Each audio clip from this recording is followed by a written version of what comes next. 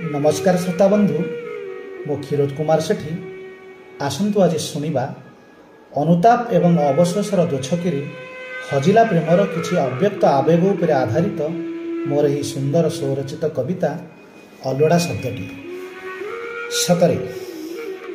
सतरे विचित्र समाजर विकृत संज्ञा को बुझा पर जन्म मरणर चिरंतन सत्य को मानि नेबा पर आ बयसर मापकाठी आयुषर दूरता को मापिबा पर कहीं केजाणी वितृष्णार बहल वर्षारे केबेठू धोई जाइछि इंद्रधनु परी जीवन को सजाइबार से आसक्ति अभिलाषर असरंती रंग पुणी कहीं केजाणी केबे केबे स्मृतिर सहर रे मुक्तिर बाट खोजी बाटबणा पथिक मु साजे पुणी केबे केबे ए प्रणय आखिर प्रतारणा लुहरी नीति मु भिजे किंतु संपर्क वेदपाठर वेदना व्याकरण मु एक असजड़ा अलड़ा शब्दटी पहुँची पारिली नहीं पूर्णछेद जाए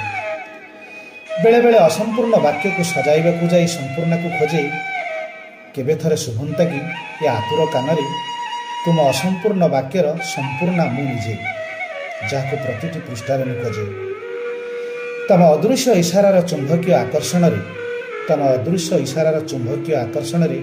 सिना जाबुड़ी धरीच कलंकी लगी जाइथिबा ये परित्यक्त उपेक्षित लुहाखंड को किंतु अवशोष अनुतापर दोछकी